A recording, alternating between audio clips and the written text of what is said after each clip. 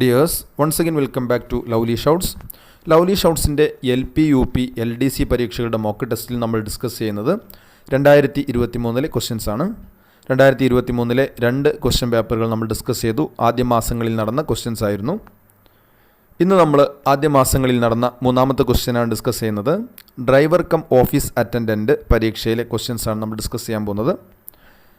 2023 മുഴുവൻ ക്വസ്റ്റ്യൻസ് നമ്മൾ ഇതേ രീതിയിൽ ഡിസ്കസ് ചെയ്യാൻ ഉദ്ദേശിക്കുന്നുണ്ട്. അതുകൊണ്ട് തീർച്ചയായിട്ടും നിങ്ങൾ ചാനൽ സബ്സ്ക്രൈബ് ചെയ്ത് വെക്കുക, നോട്ടിഫിക്കേഷൻ ബട്ടൺ എനേബിൾ ചെയ്ത് വെക്കുക, ലൈക്ക് ചെയ്യുക, അതേപോലെ തന്നെ നിങ്ങൾ മാർക്ക് കമൻറ്റ് ചെയ്യുക, കൂട്ടുകാർക്ക് വേണ്ടി നിങ്ങളത് ഷെയർ ചെയ്ത് കൊടുക്കുകയും ചെയ്യാം.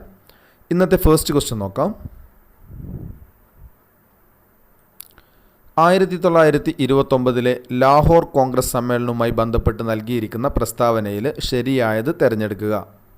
1929 ലാഹോർ കോൺഗ്രസ് സമ്മേളനവുമായി ബന്ധപ്പെട്ട് നൽകിയിരിക്കുന്ന പ്രസ്താവനയിൽ ശരിയായത് തിരഞ്ഞെടുക്കുക.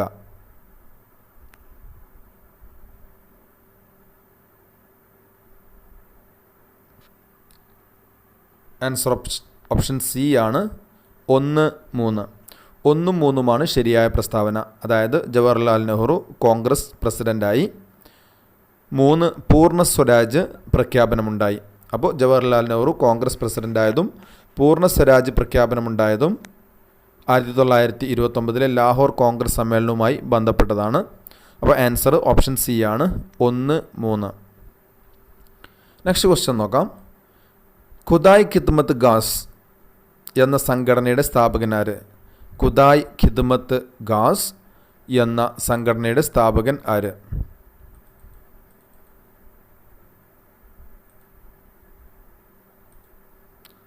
ആൻസർ നോക്കാം. ഓപ്ഷൻ ഡി ആണ് ഖാൻ അബ്ദുൽ ഗാഫർ ഖാൻ. അതിർത്തി ഗാന്ധി എന്നറിയപ്പെടുന്ന ഖാൻ അബ്ദുൽ ഗാഫർ ഖാനാണ് ഖുദായ് ഖിദ്മത്ത് ഗാസ് എന്ന സംഘടനയുടെ സ്ഥാപകൻ. ഖുദായ് ഖിദ്മത്ത് ഗാസ് എന്ന സംഘടനയുടെ സ്ഥാപകനാണ് ഖാൻ അബ്ദുൽ ഗാഫർ ഖാൻ. നെക്സ്റ്റ് ക്വസ്റ്റ്യൻ നോക്കാം. 1937 പ്രവിശ്യകളിലേക്ക് നടന്ന ആദ്യ തെരഞ്ഞെടുപ്പിൽ ഇന്ത്യൻ നാഷണൽ കോൺഗ്രസ് എത്ര പ്രവിശ്യകളിലാണ് ഗവൺമെൻറ് രൂപീകരിച്ചത്? 1937 ഇന്ത്യയിൽ പ്രവിശ്യകളിലേക്ക് നടന്ന ആദ്യ തെരഞ്ഞെടുപ്പിൽ ഇന്ത്യൻ നാഷണൽ കോൺഗ്രസ് എത്ര പ്രവിശ്യകളിലാണ് ഗവൺമെൻറ് രൂപീകരിച്ചത്? ആൻസർ ഓപ്ഷൻ എ ആണ് 7 പ്രവിശ്യകളിലാണ് ഇന്ത്യൻ നാഷണൽ കോൺഗ്രസ് 1937 ഗവൺമെൻറ് രൂപീകരിച്ചത്. Answer option A 7. Next question ആണ്. പ്രത്യക്ഷ പ്രവർത്തന ദിനം ആഹ്വാനം ചെയ്തതാര്? പ്രത്യക്ഷ പ്രവർത്തന ദിനം ആഹ്വാനം ചെയ്തത് ആരാണ്?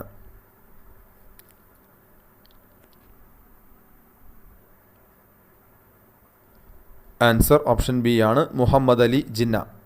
പാകിസ്ഥാൻ്റെ രാഷ്ട്രപിതാവായ മുഹമ്മദ് അലി ജിന്നയാണ് പ്രത്യക്ഷ പ്രവർത്തന ദിനം ആഹ്വാനം ചെയ്തത്. പ്രത്യക്ഷ പ്രവർത്തന ദിനം ആഹ്വാനം ചെയ്തത് മുഹമ്മദ് അലി ജിന്നയാണ്. നെയ് താലിം എന്ന വിദ്യാഭ്യാസ ആശയം ആരുമായി ബന്ധപ്പെട്ടിരിക്കുന്നു? നെയ് താലിം എന്ന വിദ്യാഭ്യാസ ആശയം ആരുമായി ബന്ധപ്പെട്ടിരിക്കുന്നു?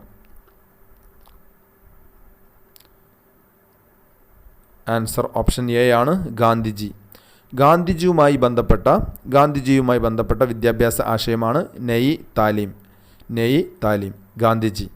നെക്സ്റ്റ് ക്വസ്റ്റ്യൻ നോക്കാം. സ്വതന്ത്ര ഇന്ത്യയിലെ പ്രധാന ഇരുമ്പുരുക്ക് വ്യവസായശാലകളും സഹായം നൽകിയ രാജ്യങ്ങളും ചുവടെ നൽകിയിരിക്കുന്നു. ചേരാത്തത് തിരിച്ചറിയുക. അപ്പോൾ സ്വതന്ത്ര ഇന്ത്യയിലെ പ്രധാന ഇരുമ്പുരുക്ക് വ്യവസായശാലകളും സഹായം നൽകിയ രാജ്യങ്ങളുമാണ് താഴെ തന്നിരിക്കുന്നത്. ചേരാത്തത് തിരിച്ചറിഞ്ഞ് എഴുതുക.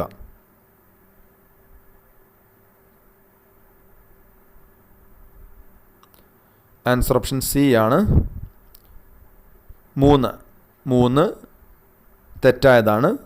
ഭിലായ് കൊടുത്തിരിക്കുന്നത് ജപ്പാൻ എന്നാണ്. തെറ്റാണ്.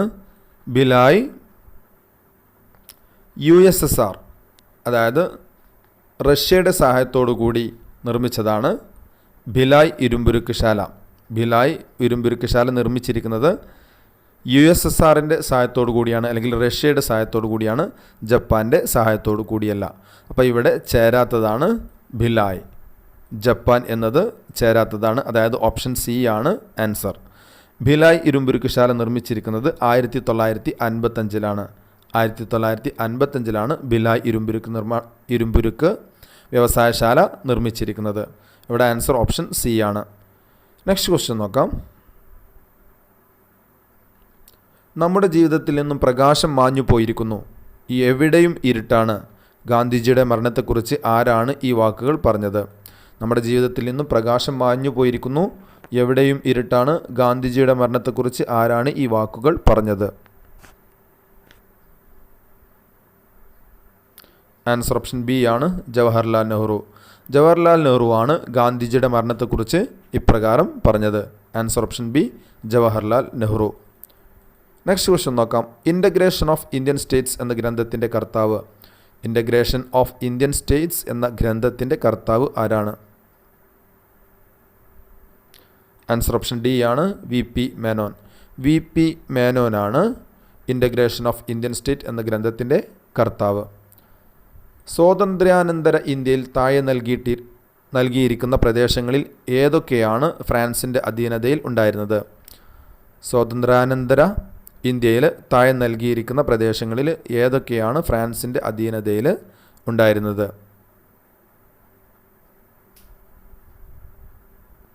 ആൻസർ ഓപ്ഷൻ സി ആണ്, 2, 3, 4. അതായത് പോണ്ടിച്ചേരി, യാനം, കാരക്കൽ. തന്നിരിക്കുന്നവയിൽ ഇവ 3ഉമാണ് ഫ്രാൻസിൻ്റെ അധീനതയിൽ ഉണ്ടായിരുന്നത്. ഗോവ പോർച്ചുഗീസുകാരുടെ അധീനതയിലായിരുന്നു. അപ്പോൾ ആൻസർ ഓപ്ഷൻ സി ആണ്, 2, 3, 4. നെക്സ്റ്റ് ക്വസ്റ്റ്യൻ ആണ്. ആസൂത്രണ കമ്മീഷൻ്റെ ആദ്യ വൈസ് ചെയർമാൻ ആരായിരുന്നു? ആസൂത്രണ കമ്മീഷൻ്റെ ആദ്യ വൈസ് ചെയർമാൻ ആരായിരുന്നു? ഈ ക്വസ്റ്റ്യൻ PSC ഡിലീറ്റ് ചെയ്തിട്ടുണ്ട്. നമുക്കറിയാം ആസൂത്രണ കമ്മീഷൻ്റെ ആദ്യത്തെ ചെയർമാനാണ് ജവഹർലാൽ നെഹ്റു. അതായത് ആദ്യത്തെ പ്രൈം മിനിസ്റ്റർ ആയിരുന്നു ജവഹർലാൽ നെഹ്റു. ജവഹർലാൽ നെഹ്റു ആണ് ആസൂത്രണ കമ്മീഷൻ്റെ ആദ്യത്തെ ചെയർമാൻ. ഈ ക്വസ്റ്റ്യൻ ഡിലീറ്റ് ചെയ്തിട്ടുണ്ട്. നെക്സ്റ്റ് ക്വസ്റ്റ്യൻ നോക്കാം.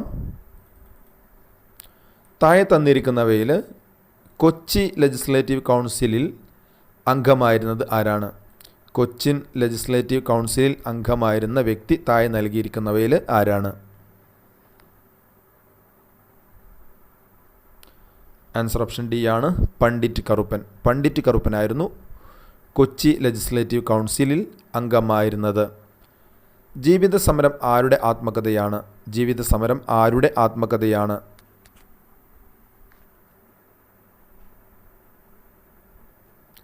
Answer C, Keshavan. സി കേശവൻ്റെ ആത്മകഥയാണ് ജീവിത സമരം. വൈക്കം സത്യാഗ്രഹവുമായി ബന്ധപ്പെട്ട് താഴെ പറയുന്ന പ്രസ്താവനകൾ പരിശോധിച്ച് ശരിയായത് തിരഞ്ഞെടുക്കുക. വൈക്കം സത്യാഗ്രഹവുമായി ബന്ധപ്പെട്ട പ്രസ്താവനകളാണ് താഴെ തന്നിരിക്കുന്നത്. ശരിയായത് തിരഞ്ഞെടുക്കുക.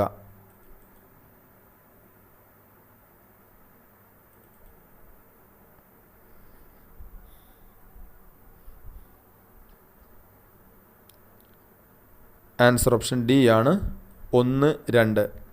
1ഉം 2ഉമാണ് ശരിയായ പ്രസ്താവന. സവർണജാഥ വൈക്കം സത്യാഗ്രഹവുമായി ബന്ധപ്പെട്ടതാണ്. അതേപോലെ തന്നെ രണ്ടാമത്തേത് 1925 സത്യാഗ്രഹം അവസാനിച്ചു. ഇത് രണ്ടും ശരിയായ പ്രസ്താവനയാണ്. AG വേലായുധൻ്റെ മരണത്തെ തുടർന്ന് സത്യാഗ്രഹം പിൻവലിച്ചു. ഇത് തെറ്റായ പ്രസ്താവനയാണ്. അപ്പം 1, 2ഉമാണ് ആൻസർ. സവർണജാഥ നടത്തിയത് മന്നത്ത് പത്മനാഭനാണ്. അപ്പോൾ സവർണജാഥ വൈക്കം സത്യാഗ്രഹവുമായി ബന്ധപ്പെട്ടതാണ്. 1925 സത്യാഗ്രഹം അവസാനിച്ചു. ഇത് രണ്ടും ശരിയായ പ്രസ്താവനയാണ്. അപ്പോൾ ആൻസർ ഓപ്ഷൻ ഡി ആണ്, 1, 2. നെക്സ്റ്റ് ക്വസ്റ്റ്യൻ ആണ്. ഒറ്റപ്പാലത്ത് വെച്ച് നടന്ന ആദ്യ അഖില കേരള പ്രവിശ്യ സമ്മേളനത്തിൻ്റെ അധ്യക്ഷനാരായിരുന്നു? ഒറ്റപ്പാലത്ത് വെച്ച് നടന്ന ആദ്യത്തെ അഖില കേരള പ്രവിശ്യ സമ്മേളനത്തിൻ്റെ അധ്യക്ഷൻ ആരായിരുന്നു?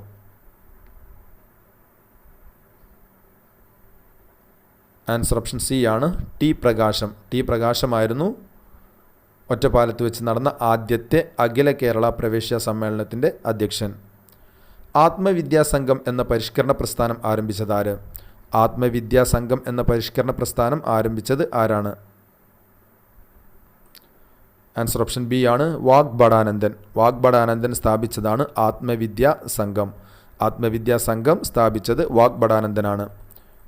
നെക്സ്റ്റ് ക്വസ്റ്റ്യൻ നോക്കാം. ഇന്ത്യൻ ഭരണഘടനയിലെ നിർദ്ദേശക തത്വങ്ങൾ ഏത് രാജ്യത്തിൻ്റെ ഭരണഘടനയിൽ നിന്നും കടമെടുത്തതാണ്?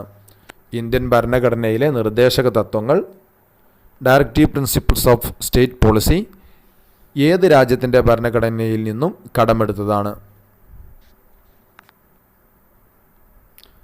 ആൻസർ 16 ഓപ്ഷൻ സി ആണ് അയർലൻഡ്. 16ൻ്റെ ആൻസർ ഓപ്ഷൻ സി അയർലൻഡ്. അയർലൻഡിൽ നിന്നും കടമെടുത്തതാണ് നിർദ്ദേശക തത്വങ്ങൾ അല്ലെങ്കിൽ directive principles of state policy. Doctor BR Ambedkar Indian ഭരണഘടനയുടെ ഹൃദയവും ആത്മാവും എന്ന് വിശേഷിപ്പിച്ച ഭരണഘടനാ വകുപ്പ് ഏത്? BR അംബേദ്കർ ഇന്ത്യൻ ഭരണഘടനയുടെ ഹൃദയവും ആത്മാവും എന്ന് വിശേഷിപ്പിച്ച ഭരണഘടനയുടെ വകുപ്പ് ഏതാണ്?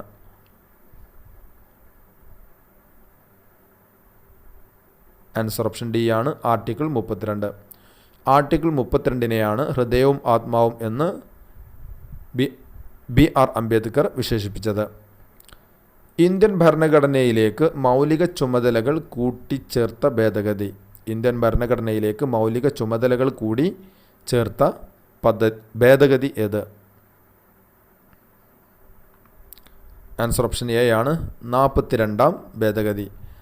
42ാം ഭേദഗതിയിലൂടെയാണ് ഇന്ത്യൻ ഭരണഘടനയിലേക്ക് മൗലിക ചുമതലകൾ കൂടി ചേർത്ത ഭേദഗതി. 42ാം ഭേദഗതി. മൗലിക അവകാശങ്ങൾ ഇന്ത്യൻ ഭരണഘടനയുടെ ഏത് ഭാഗത്തിൽ ഉൾപ്പെടുത്തിയിരിക്കുന്നു?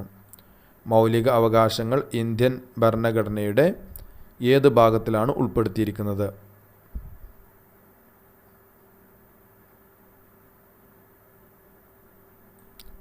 ഭാഗം 3. ആൻസർ ഓപ്ഷൻ ബി ആണ് ഭാഗം 3.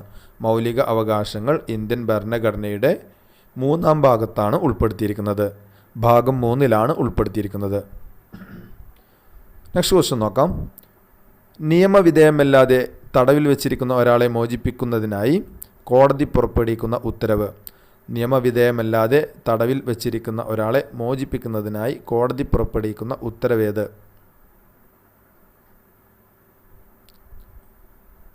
ആൻസർ ഓപ്ഷൻ സി ആണ് ഹേബിയസ് കോർപ്പസ്. ഹേബിയസ് കോർപ്പസ് ആണ് നിയമവിധേയമല്ലാതെ തടവിൽ വെച്ചിരിക്കുന്ന ഒരാളെ മോചിപ്പിക്കുന്നതിനായി കോടതി പുറപ്പെടുവിക്കുന്ന ഉത്തരവ്. അപ്പോൾ ആൻസർ ഓപ്ഷൻ സി ആണ് ഹേബിയസ് കോർപ്പസ്.